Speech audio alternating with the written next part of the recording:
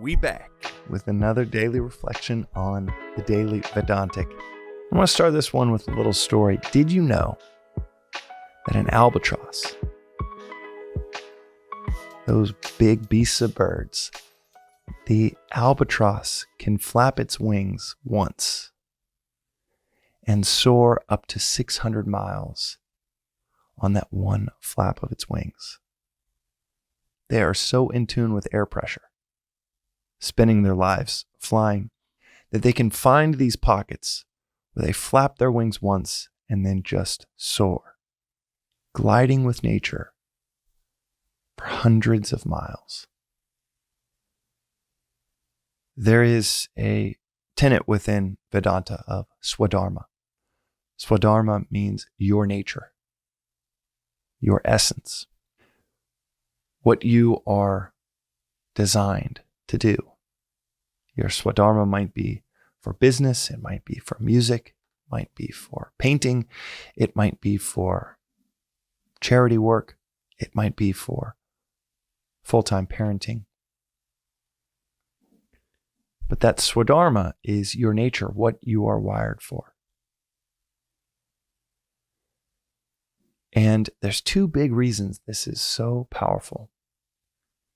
The first is that when you tap into your nature taps into nature as such. When you say to yourself, okay, I think I'm meant to be a musician or an artist or a full-time mother or a lawyer, and you have people around you saying, I don't know if that's what you should do. You might not like it because of this, that, and the other. When you tap into your nature, you become like the albatross. Your nature is gliding with nature itself.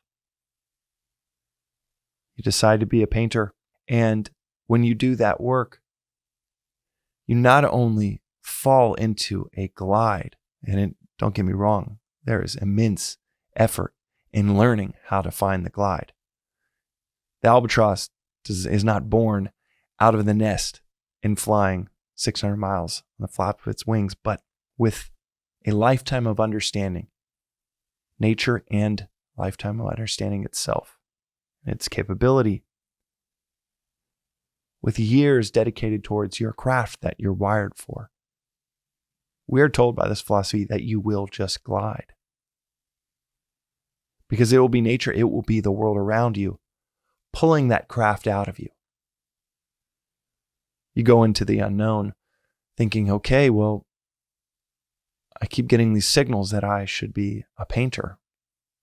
And I'm also getting these signals that I shouldn't from all of the people that tell me about the starving artist.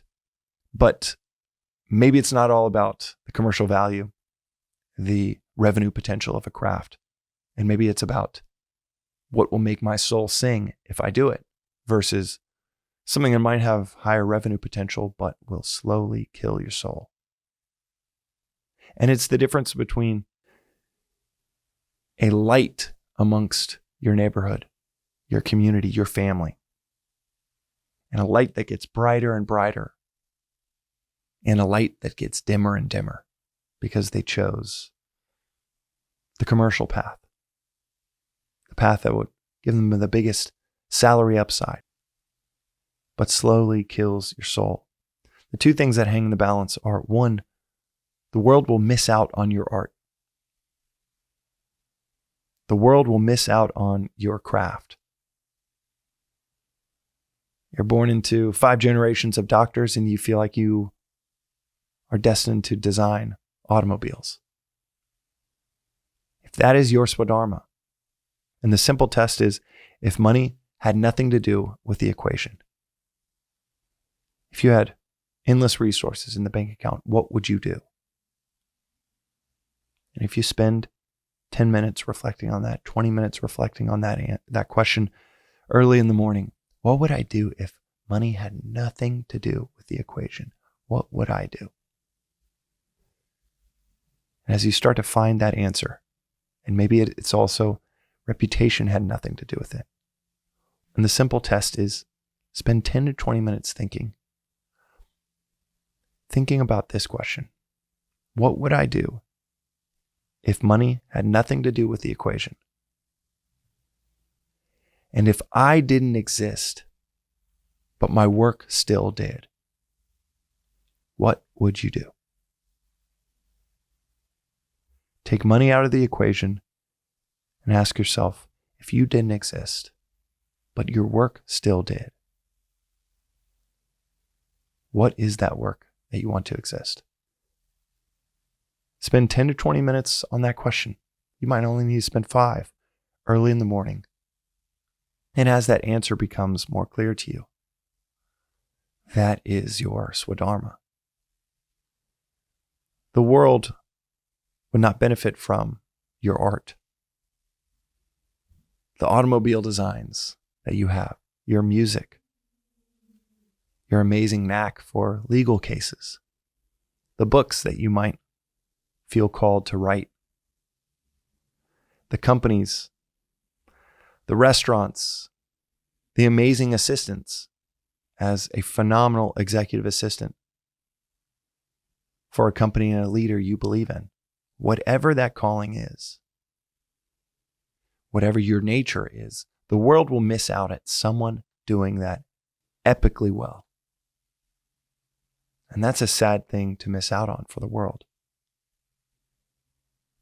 You will miss out on getting to glide with your nature.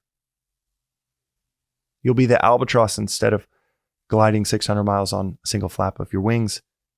You'll be down in the water trying to paddle with your feet 600 miles. Exhausted to no end. Destroyed by the effort. Completely unaware that you can get to the same place with 1/100th the effort. And do it all with a smile instead of a grunt. The other thing that we miss out on when we don't listen to our Swadharma is it contributes to our entire community. Just falling in line with what we're told we should do, or what's going to give us the best financial upside or reputational upside, instead of seeing this beacon in our neighborhood that could be and should be you. That's saying, doing what you're called for, doing what you're called to do, is what a blissful life is made of. And when you can be that walking billboard in your community, when you can be that message for your family, you unlock untold bliss and untold art from those around you. But the question is, what would you do if money had nothing to do with the equation? The work that you would make, that you would want to exist, even if you didn't. Your Swadharma is your nature, and nature is yearning for your nature. That is today's reflection on the Daily Vedantic. We'll see you tomorrow. Thanks for listening to the Daily Vedantic. This reflection is part of a free repeating 2-year course in Advaita Vedanta. Rooted in the timeless wisdom of the Upanishads, arguably the oldest philosophical texts on earth, you can begin with episode 1, which gives the 15-minute overview of the whole philosophy of Vedanta, or you can join the journey with any episode at any point. But the critical aspect of this course, of understanding and mastering anything, is to study and reflect, even for 10 to 15 minutes on the timeless each day, preferably at the start of your day. As is said in this philosophy, reflection is 100,000 times as powerful as listening. So listen, journal, sit with, discuss these concepts, or ask questions at thedailyvedantic.com with our AI-powered chatbot, informed by about 700 episodes here, as regularly as one can, if you want to see clarity and peace almost effortlessly unfold in your daily life. And if it doesn't result in a near immediate increase in clarity and peace, then toss aside and feel free to never listen again. One of the things that you might notice is after 7 or 8 days in a row, this doesn't feel like a discipline. This feels like a visit with a best friend, to dive into the timeless with daily reflection. Within a few days, it becomes one of your favorite parts of the day.